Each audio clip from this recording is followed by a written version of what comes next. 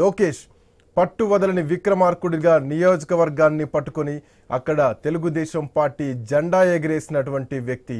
ఎన్నో అవమానాలు, ఎన్నో చీత్కారాలు, ఎన్నో ట్రోల్స్, వీటన్నిటిని తట్టుకొని ఇది సక్సెస్ అంటూ ఒక లెసన్ ఇచ్చారు అధికారంలో ఇంతకాలం ఉన్నటువంటి వైసీపీకి.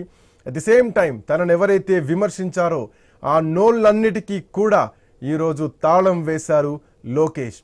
At the same time Lokesh గెలుపులో కీలకమైనటువంటి అంశాన్ని కూడా ప్రస్తావించాల్సినటువంటి అవసరం ఉంది.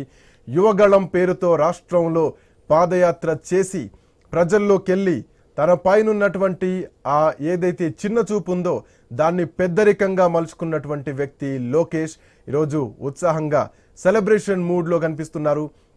ఆఖరికి నారా వారి కుటుంబం మొత్తం కూడా ఎన్నడూ లేనంతగా ఈసారి అందరూ ప్రచారంలో పాల్గొన్నారు. నారా బ్రాహ్మణి సైతం ప్రచారంలో పాల్గొని తన మామ, తన భర్త, అట్లాగే తెలుగుదేశం పార్టీ గెలుపు కోసం కృషి చేయడంలో తన పాత్ర కూడా ఉందని చెప్పడంలో అతిశయోక్తి లేదు.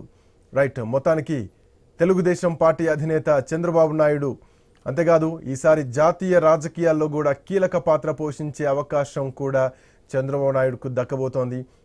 ఇప్పటికే ఎన్డీఏ కన్వీనర్గా కూడా కేంద్రం నుంచి, భారతీయ జనతా పార్టీ నుంచి పిలుపు అందినట్టుగా కూడా, కాల్ వచ్చినట్టుగా కూడా తెలుస్తుంది చంద్రబాబు నాయుడుకి. ప్రధానమంత్రి మోడీ దగ్గర నుంచి అండ్ మోడీ కూడా చంద్రబాబు నాయుడుకి శుభాకాంక్షలు చెప్పడం జరిగింది. ఒకవైపు జనసేనాని, మరొక వైపు తెలుగుదేశం పార్టీ రథసారథి, ఇద్దరు కూడా రాష్ట్రంలో అటు తెలుగుదేశం పార్టీ జెండాను, ఇటు జనసేన జెండాను ఎగరేయడంలో కీలక పాత్ర పోషించారు. ఈ జెండా ఎగరడం వెనక ఎన్నో అవమానాలు భరించారు, ఎన్నో మాటలు పడ్డారు, ఎన్నో చీత్కారాలు అనుభవించారు. అన్నిటినీ దులుపుకుంటూ ముందుకెళ్ళి ప్రజా క్షేత్రంలోకెళ్ళి ప్రజల మనస్సును గెలిచి కనీసం ప్రతిపక్ష హోదా కూడా లేకుండా ఈరోజు వైసీపీని మట్టి కరిపించి తెలుగుదేశం పార్టీ జెండాను, జనసేన జెండాను ఎగిరేయడంలో చాలా కీ రోల్ పోషించారని చెప్పడంలో ఎట్లాంటి సందేహం లేదు. ఇన్ని ఏండ్ల నుంచి అనుభవించినటువంటి ఆ అవమానాలకు ఈరోజు వీర తిలకంతో ప్రభుత్వాన్ని ఏర్పాటు చేయబోతున్నారు. వీర తిలకంతో ప్రజలకు ప్రభుత్వాన్ని అందించబోతున్నారు, ప్రజా పాలన అందించబోతున్నారు. రైట్, శ్రీనివాస్ గారు చాలా కీలకమైనటువంటి అంశాలు మనం చూసాం. అంటే అధికారంలో ఉన్న వాళ్ళు ప్రజాపాలన కాకుండా ప్రతిపక్షాలని టార్గెట్ చేస్తూ ప్రతిపక్షాలని తిట్టడం, సో ఇవన్నీ కూడా ఆంధ్రప్రదేశ్ రాజకీయాల్లో 5 సంవత్సరాల్లో చూసినాం. ఇప్పుడు కొత్త ప్రభుత్వం ఏర్పాటు కాబోతోంది. ఎట్లా ఉంది, ఎట్లాంటి రిజల్ట్ వచ్చింది, ఈ రిజల్ట్ వెనకాల ఏమి ఉండొచ్చు బలమైనటువంటి కారణాలు? ఇప్పుడు మనం చూస్తే 2019 ప్రభుత్వం ఏర్పడిన స్టార్టింగ్ నుంచే వైసీపీ వాళ్ళు టీడీపీని అటాక్ చేయడం ప్రారంభించారు. అవును, అది ఎట్లా అంటే వాళ్ళు ఆల్మోస్ట్ చిత్కారంగా మాట్లాడిన సందర్భాలు చూసాం స్టార్టింగ్ నుంచి. అవును, ఆయన జగన్మోహన్ రెడ్డి గారే కాకుండా వారి కింద వారు ఇంకా మాట్లాడతాం, స్థాయి లేని వ్యక్తులు ఆయన విమర్శించడం, విమర్శలను రాజకీయ పరంగా అంశాల పరంగా కాకుండా వ్యక్తిగతంగా దూషించడం, వాళ్ళని పూర్తిగా డిస్రెస్పెక్ట్గా మాట్లాడుతూనే స్టార్ట్ అయింది. అప్పటి నుంచే ప్రజల్లో ఒక రకమైన టీడీపీ పట్ల సానుభూతిని మొదలైంది ఆ ట్రెండ్.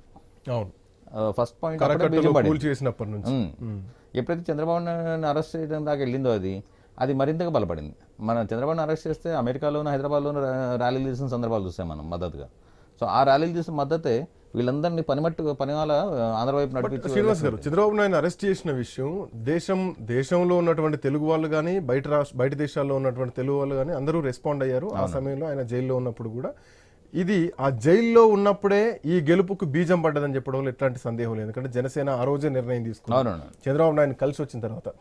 బట్ ఈ ఎన్నికల ప్రచారంలో ఎక్కడా కూడా ఈ సెంటిమెంట్ అస్త్రాన్ని తెలుగుదేశం పార్టీ వాడలేదు వాస్తవానికి కూడా. అంటే అరెస్ట్ అనే అంశాన్ని వాడలేదు, వాడమాట వాస్తవమైనప్పటికీ కూడా. ఎందుకంటే ఆల్రెడీ ప్రజలు అది ఆల్రెడీ ఉన్నది.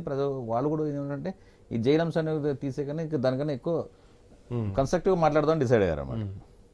జైలు అంశం కంటే కూడా వేరే కన్స్ట్రక్టివ్ అంశాలు చాలా ఉన్నాయి. డెవలప్మెంట్ గురించి మాట్లాడడం, ఈ మేము ఇస్తాను సూపర్ 6 స్కీమ్స్ ఎక్కువ. ఎందుకంటే జనాలకి ఈ జైలు వీటన్నిటికన్నా సూపర్ 6 స్కీమ్స్ ద్వారా జనాలు ఎక్కువ ఆకర్షించాలనేది ఒకటి.